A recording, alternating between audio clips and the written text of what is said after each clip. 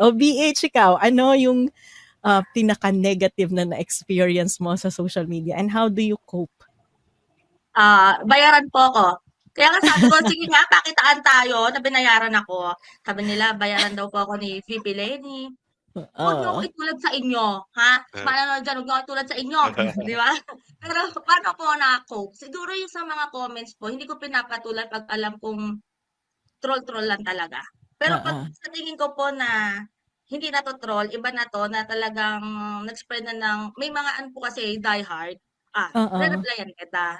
So, kino-call ko kaagad yung attention talaga na, paano niyo po nasabi? Ta's yung mga death threat kasama na po siya, parang para po sa'kin, if wala kang death threat, wala kang value dito sa ginagawa mo. Ibig sabihin kaya ka Oo. may mga threat kasi tinatamaan sila at gusto ka nilang patahimikin. Kaya, bongga, okey, Oo. go. Tama, tama. Actually, hindi ko naman nga pala sinasagot lahat. Tinitingnan ko yung profile nung nagko-comment. Hmm, And somewhat, may pattern kasi kung sino yung mga troll-troll na mukhang Hmm. bayaran. At saka yung mukha naman mga seryosong, Yeah. baka misinformed lang o kulang yung information nila. So, yun sinasagot ko.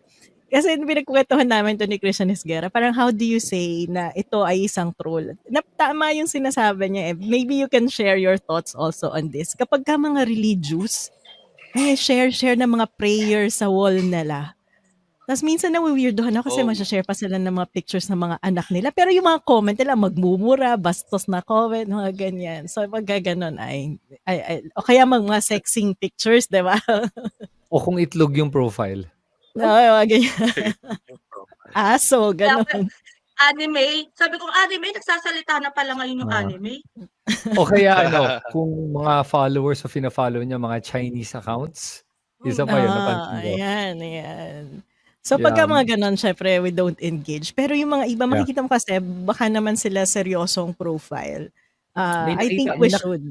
May nakita akong bagong account sa X o sa X, formerly Twitter. I forget parang ginamit niya yung pangalan ni Bonifacio yung last name ko. Nakita ba niyo to?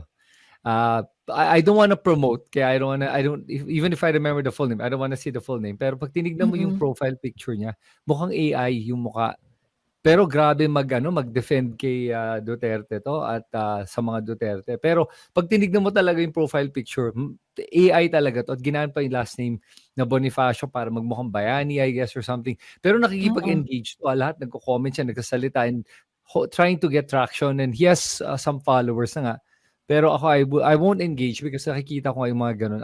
You don't want to increase their reach.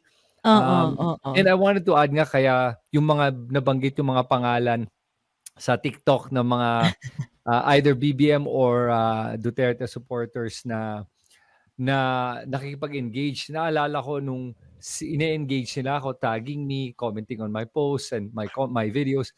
Hindi ako nagre-reply dahil I was thinking if I replied, I'm going to give them a bigger audience. Parang, I don't know if then I'll let them Hirap speak. tiisin eh. Minsan ang sarap patulan Yes. eh. Mahirap, di ba? Yung parang gusto magsalita. Ano ng argument mo eh. Yeah. Pero for Shelo, alam mo, and for everyone, ito yung isang na-realize ko na that gives me peace. Kaya, I love everyone, whether you support Duterte or Marcos or whoever you Yeah. support, it doesn't really make a difference. And I'm okay.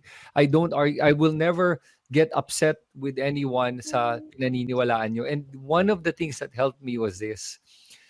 I really believe that everyone is entitled to their opinion. And I really, truly believe that statement to the point where wala na akong pangangailangan para ibago yung isip mo dahil isip mo yan. Kumbaga wala akong pangangailangan na makontrol yung iniisip mo. Alam mo yung everyone has a need to control their surroundings. Yung pag may nakita ka mali, gusto mong baguhin eh. Nai-irita ka, bago mo yun. Wala na akong ganun. Pag ganun ka, di ganun ka. Okay, ganyan buhay mo. Yung pag-isip mo, okay lang. I'm gonna tell you my opinion if you wanna hear it. If you don't, I won't even bother. But I'll still speak up. Your choice if you want to listen or not.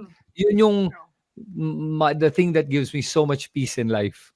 Oo. I think na magandang perspective yan. Actually, dun sa TikTok account ko, I have DDS and BBM followers. Tapos pag sinasagot ko naman sila, hindi sila binabastos eh. Siguro namimiloso po lang ako minsan. Pero I've seen hindi that. yung hindi yung binabastos ko sila na masyado ko silang pinapahiya. Minsan lang pagka sobrang ridiculous comments. Pero ang interesting doon, minsan kasi magpa-private message mga DDS sa akin supporting me kapag inaaway ko yung mga BBM si Marcos.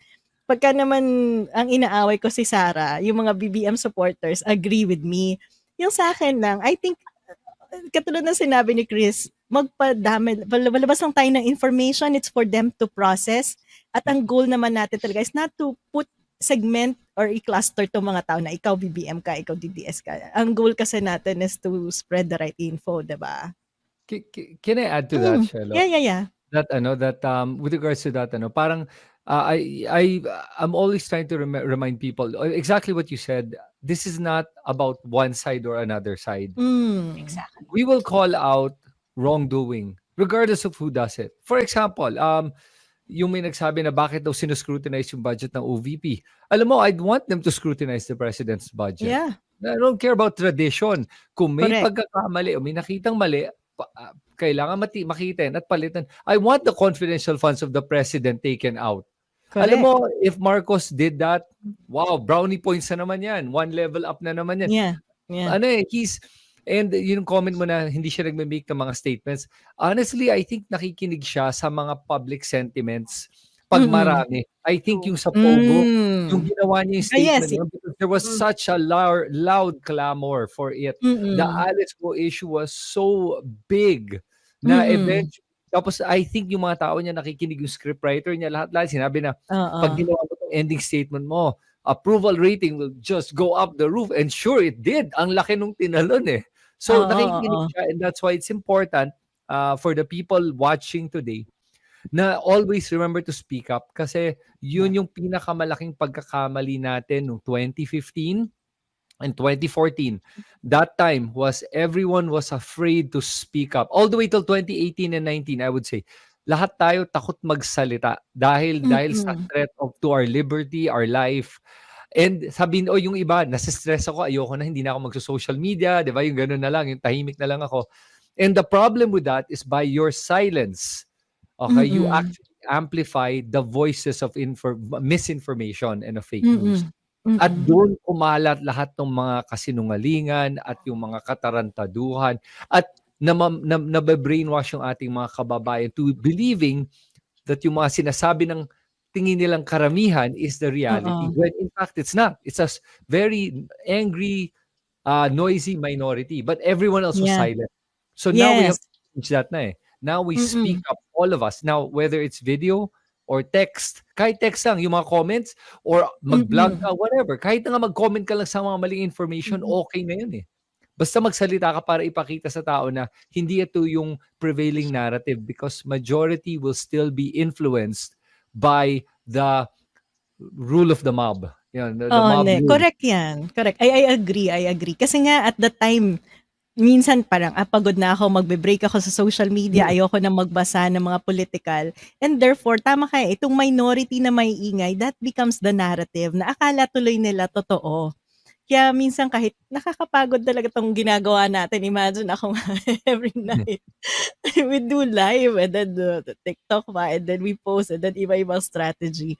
But yun eh, if we keep quiet, naiiba yung narrative at marami tayong kababayan na iisipin na yun yung katotohanan at yun na yung tama, 'di ba?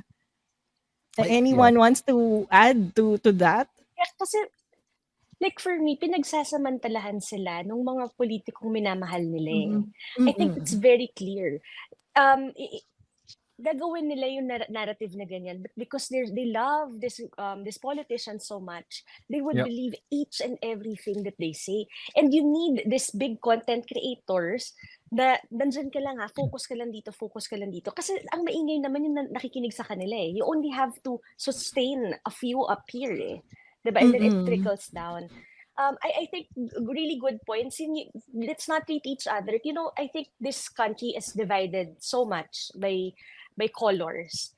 So I think tama yung sinabi yun. Let's not look at people with who they voted for or the color or who they believe in. Let's just treat each other with parang ako, I never ask people on my live or guests na, sino binoto mo?